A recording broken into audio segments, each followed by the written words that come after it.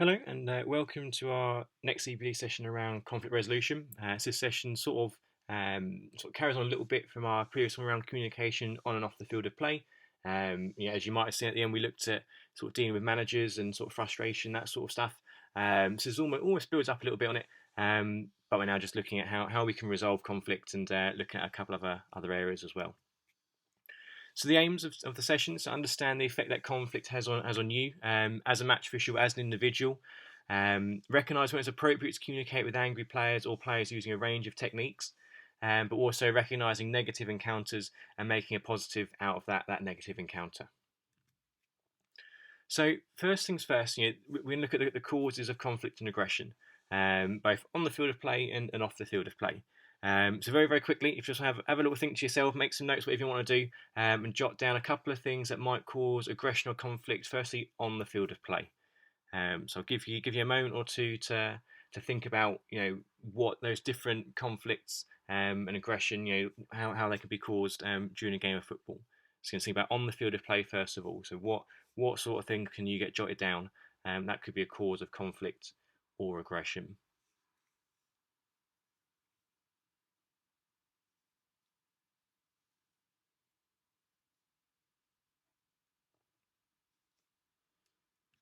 Okay, so here's a list. We've got physical contact, so players being fouled. For example, that could cause a bit of conflict, frustration. It could be frustrated because they're losing. There could be 1-0 down, just want to get the game on. They want to get that goal in. The stress. They might be really stressed because they're 1-0 up. It's a cup final. They don't really want to lose that. Intimidation. There might be it might be a local derby, for example. The players might feel intimidated by the opposition, particularly if it's a stronger team they're playing against.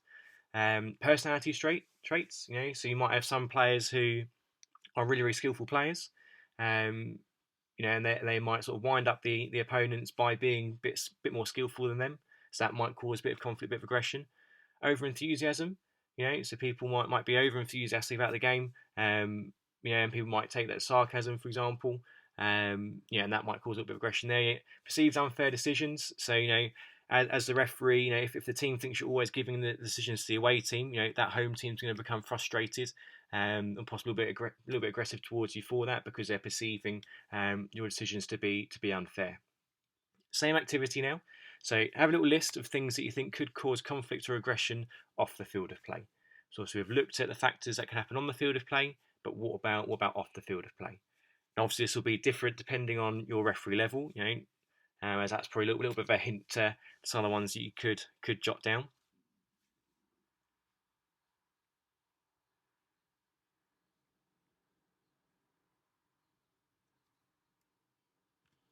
So off the field of play. So the importance of the match. You know, if it's a top of the table clash, relegation battle, that in itself could cause a bit of conflict and aggression during the game. Crowd excitement, not necessarily a big problem for some of you that are watching. Some of you, operate sort of in grassroots football where you might have sort of 10, 15 people watching. Whereas I'm conscious at the same time, some of you, could have 300-400 people watching. But again, the crowd excitement could build that. The actual environment itself. So thinking about like weather conditions. If it's wet, tackles could be sliding in a bit more. That could cause a bit of conflict and aggression.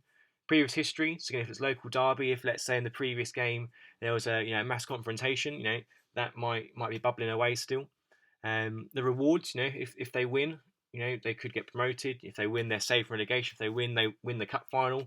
So again, the fact that there's something at stake, could cause that aggression, but also the expectation. There could be the expectation on a team to win or a player to perform in a particular way, and again, that could cause some sort of conflict or aggression. They're just some of them. Obviously, this isn't a definitive list. These are some of the things that could cause conflict or aggression on the field of play during your games. So think about the warning signs now. So again, give you a couple of moments. Want to jot down a couple of warning signs that you think you might notice just before conflict or some sort of aggression happens in your games. Okay, so come up with a list of a couple of warning signs that it might be stuff that you look out for as a referee, or it might be stuff which you think might be a warning sign sort of on its own. So give you a couple of moments just to get some sort of list.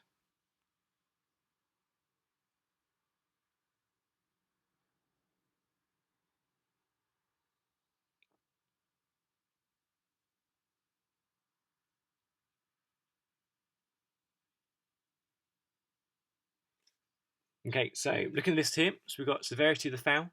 If it's excessive force foul tackle, that is definitely going to cause some sort of aggression. Position of contact, if it's quite high up, people might get a bit upset by that. If it's half up the leg, or on their chest, their stomach, whatever it might be. Balls often out of play. That dead ball time is a time when frustration starts to build, because that's when, let's say that they're setting up for a goal kick. That's when two players, they could make a comment at one another, and that could cause something. Distant player becomes, the distance the player runs to become engaged in whatever's going on. So it could be the actual tackle.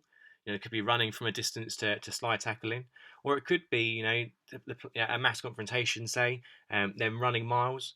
But also think about it from a referee perspective. If you give a decision and a player then runs 15, 20 yards to give you dissent, that could cause some conflict from a referee perspective. Obviously, stuff like the score, the time of the game, always going to cause conflict there. If you're 1-0 down with 10 minutes to go, that losing team's going to be wanting to do whatever they can to try pull a draw out of it, or even a win.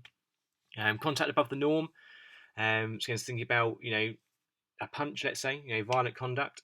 That will cause obviously aggression. Comments between players. So again, think about those little rivalries on the pitch. You have the two teams, for example, that could be battling out, but there'll also be little individual battles on the pitch, and comments from any one of those players could spark something. We've also got players standing over another, so a player down injured, for example, or just after a foul's been given. Think about those players standing over each other, trying to intimidate them, try and wind them up.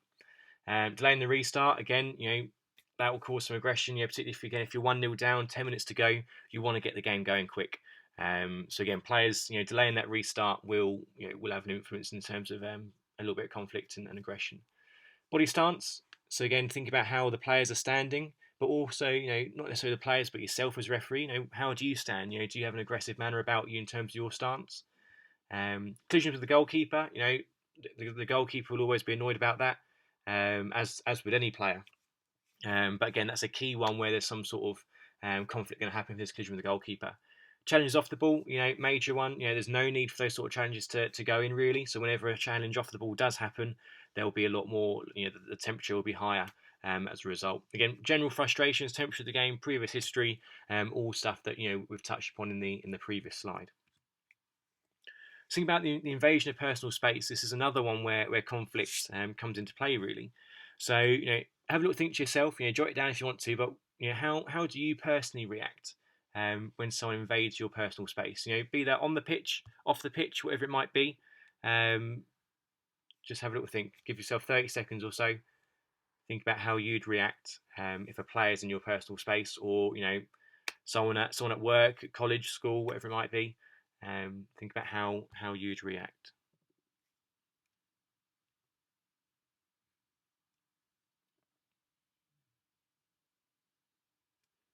So some of the bits that we've got down here. So feel troubled. You could feel a bit worried inside. All of a sudden you've got a player squaring up to you. You've got some, getting into your space. You could feel a bit worried. You could get defensive. So you could potentially bite back, and if they're saying stuff to you, you might say stuff back to try and defend yourself. But again, might not be verbally. Physically, you might get defensive. You might push them. Where it might be. Again, you could become aggressive yourself. Which as referees, we need to try and stay level-headed throughout. No matter what happens. Which can be hard depending on the situation. And again, you could retaliate. So if it's like I said, we've got to try and stay level-headed as referees. But if a player pushes you, sometimes it can be hard not to push them back. But it's really, really important that we don't retaliate. Because again, we're referees. We've got to set that standard. We've got to be the pinnacle of best behaviour. So looking at this aspect, that people are mirrors, and the response is often dictated by how they approach us. So think about how do you approach players. If you approach a player aggressively, they're going to come and approach you aggressively as well. If you're calm in the situation, we'll see a couple of examples this later on. But if you're calm, generally, the players will be calm with you. Think about what makes you angry as a referee, and how do you know what those warning signs are? Because you can guarantee if you go into a situation angry, upset, wherever it might be, the players will then mirror that. They'll see you're angry, so they might be easier to wind up as well. So once you've found those warning signs of your own anger, you've then got to try and think about how you can use those trigger points to manage your own emotions when going into confrontational or any conflict on and off the pitch. So think about the masks we wear. So public masks, so on the field of play, off the field of play, on the road and at home.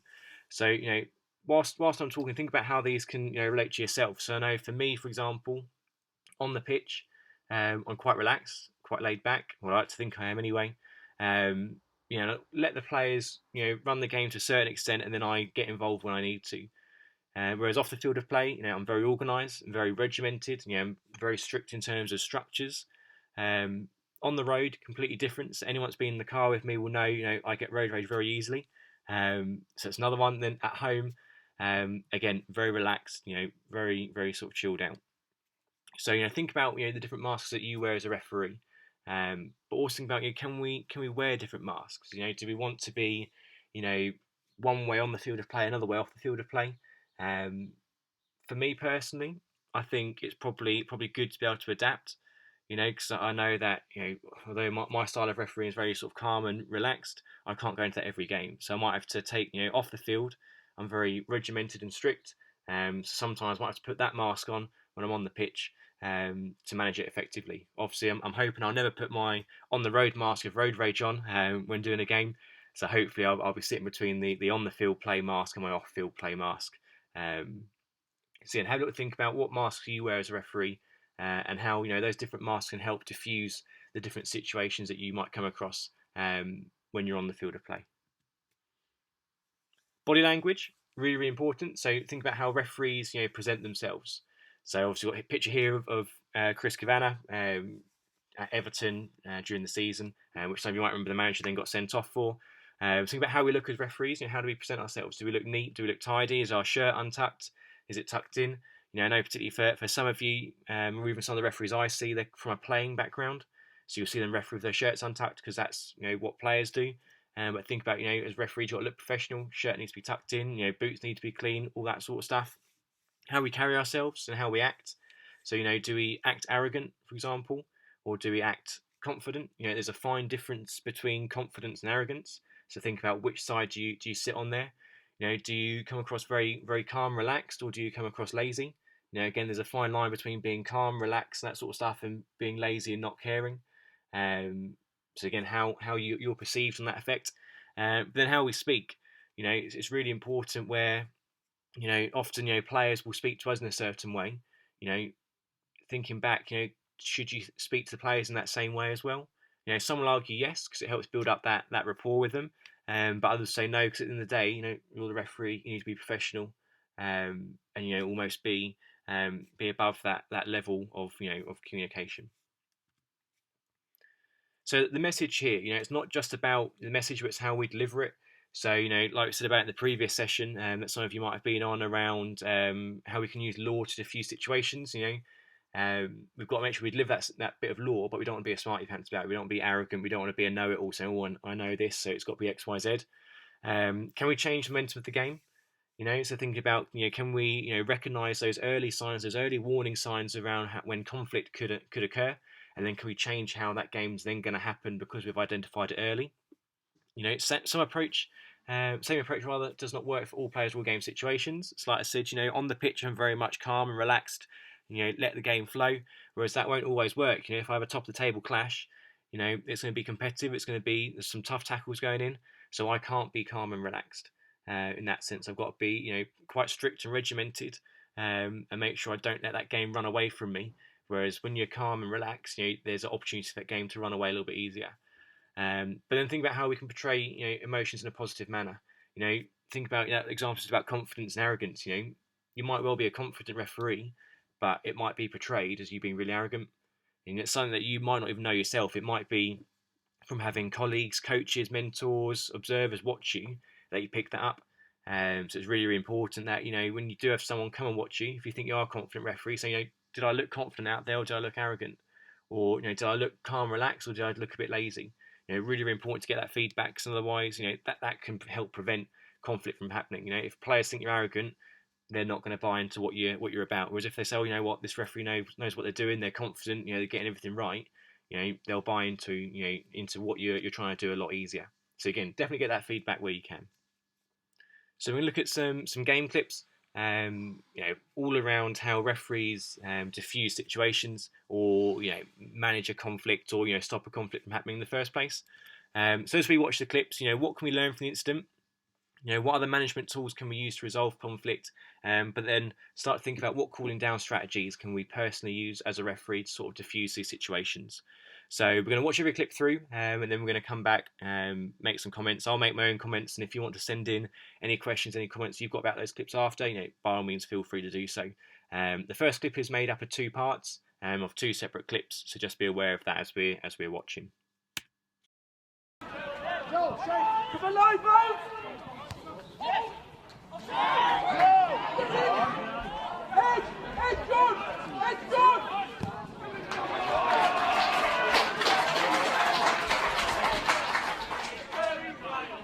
Hey, boys, push on! Push on!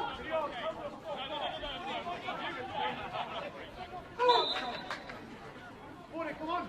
40!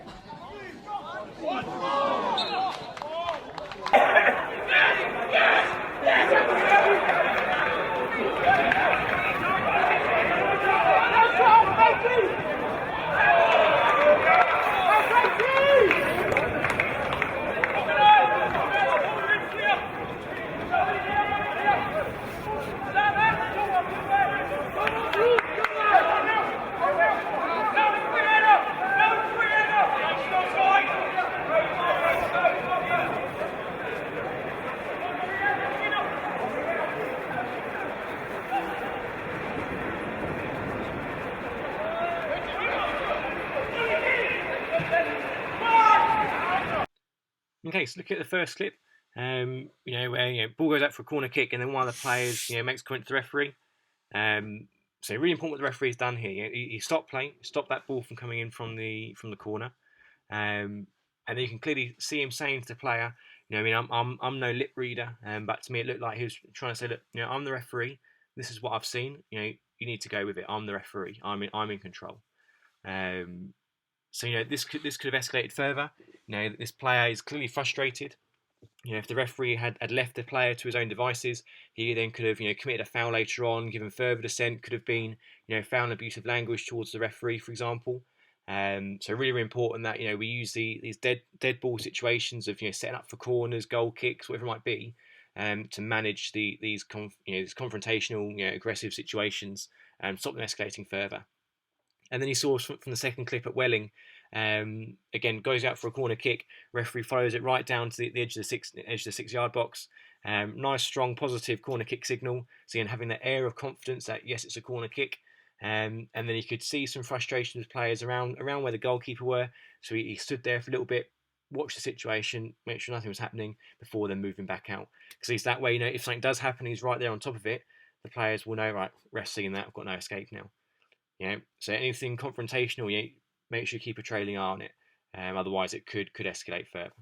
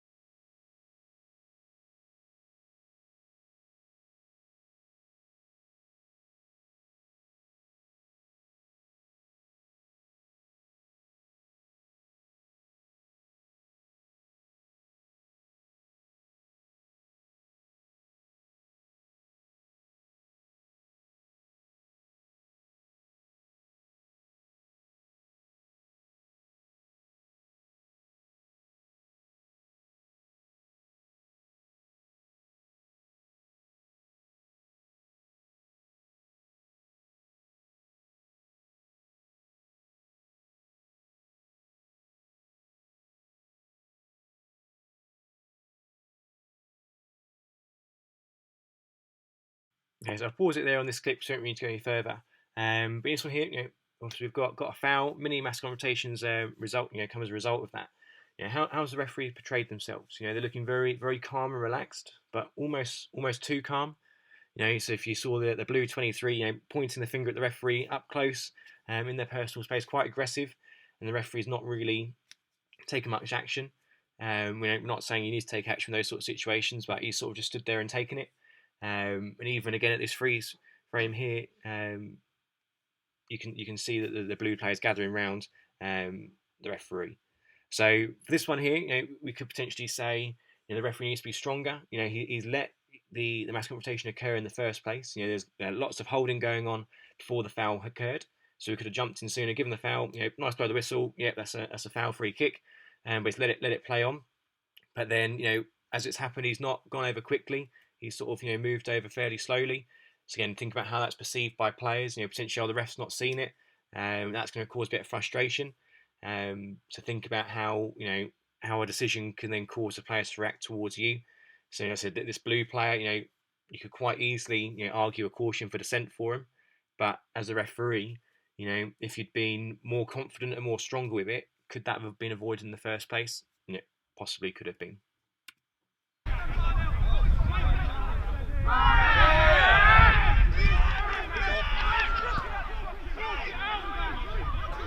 Get on side.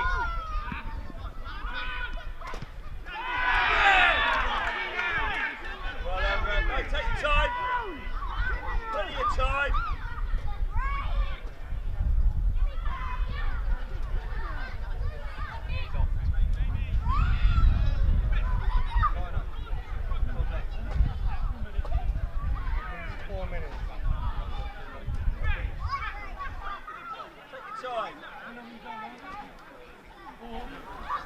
I'll go Jamaica to work.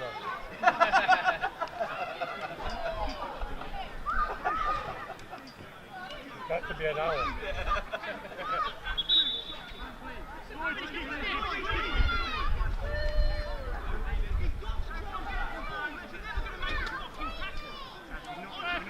Run.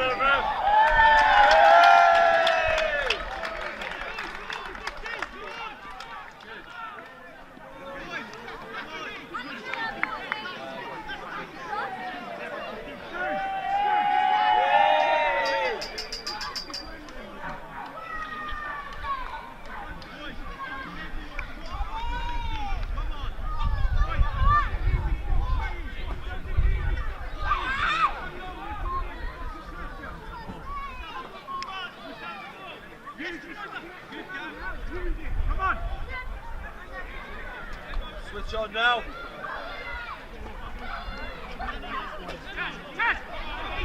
Okay, so in this clip here, so you see a player receive a second cautionable offence and is then sent from the field of play.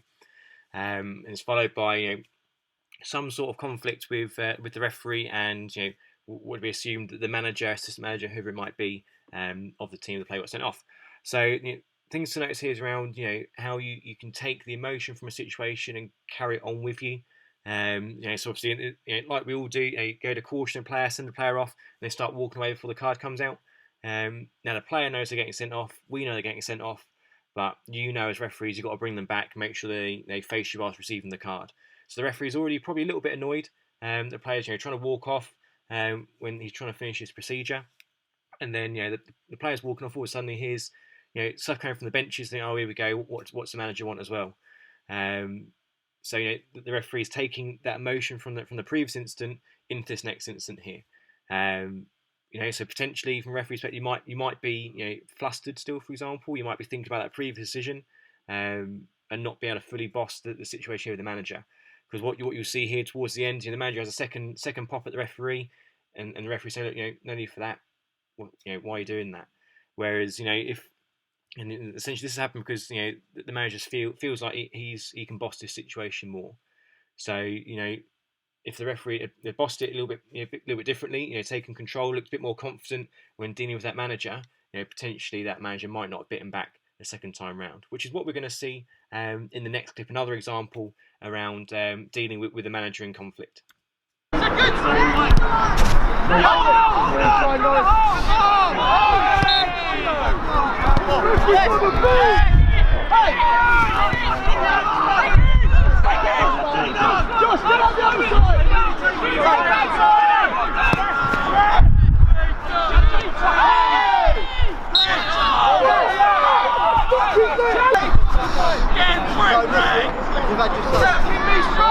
Hold the ball!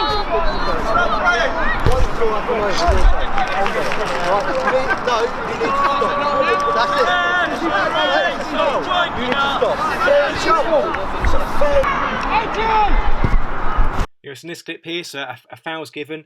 Manager didn't really agree with, so the referee's gone over. It's been firm but polite with him. So look, you need to stop. Yeah, you need to stop. Shouting, whatever it might be. You need to put a stop to it. Even the manager will say, "Oh, but that's not a foul, ref," and the referee saying, "No, you need to stop." That's it. So he's being really sort of firm and assertive. The manager saying, "Look, you need to stop now. That's your last chance. Otherwise, you might be getting a caution." Which, as you saw, the manager didn't say anything else. He just walked off and he took it. Because the referee bossed that situation. He was fully in control of that, and the manager knew it. He knew there's no point having a second bite at him because the referee will then get that yellow card out. So again, thinking about how, as referees, we can be confident without being arrogant, to make sure we can boss that situation. So some cooling down strategies.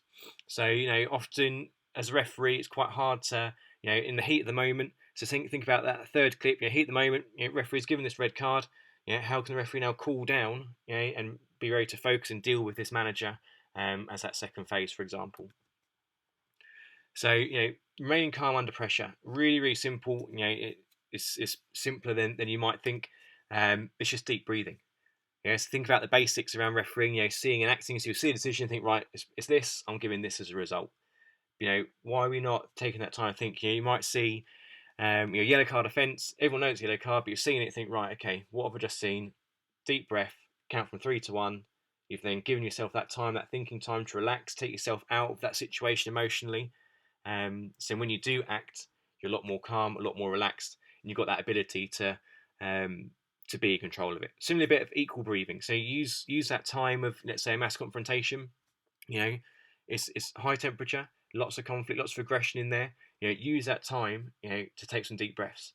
It allows you to take yourself emotionally out of that situation and really focus on what you need to be focusing on, not as a referee, but as a team of 3 on the day. So it sounds really, really simple, but certainly an effective tool to use to help take you out of those situations, so you're then ready to to issue whatever misconduct, do whatever actions you need to do as the referee. So in terms of some conclusions, so think about being open and approachable. As that's as I said earlier, we're mirrors. So if we're open and approachable, the players will be open and approachable. The coaches, the managers, whoever it might be. We need to create that trust, and show you a little bit of respect. There's quite a lot of referees who think they're the referee, they know best. You're going to do what I tell you. Will make your life a whole lot harder as a referee if that's the sort of mindset you're going to take on. You've got to be respectful to the clubs and the players and everyone involved, because that will then create that element of trust. If you're respecting a player, or like a captain, for example, you've shown a bit of two-way respect, you're going to build that relationship with that player and that captain and have that trust throughout the whole of the game and give you a very good working relationship as the game goes on. Be prepared by doing your homework. So it mentioned earlier around local derbies, previous histories, what rewards are at stake on the game. Doing that bit of homework, will help prepare you for any potential conflicts that could arise. Be available by listening to fair conversation. So for I showed that picture of Chris Kavanagh at Everton. He was listening to what the manager had to say, but at the end of the day, he'd had enough of what was being said. Felt it was inappropriate, whatever it might be, and showed him that red card. But also finally adjust the game, the situation, and the players. You can't referee every single game in the exact same way. It's one thing that I've certainly seen this season. So. So I'd previously been refereeing in other counties before moving back home to Essex, and the style of football was completely different. So I spent the first 2 games or so, find it difficult to adjust to the game and the situation because I was still trying to referee how I refereed in previous leagues, which isn't the best way to do it. You need to adapt your refereeing style to whatever you've got in front of you, be that a cup final, be that top of the table clash, relegation battle, or even a run-the-mill mid-table game. You've got to make sure you're constantly adjusting to that situation that you have. So that's it in terms of conflict resolution. I hope that session is of use to you. If you've got any questions, want any further clarification, please pick up the phone to myself or Lucas. We're still available via phone, or of course, drop us an email.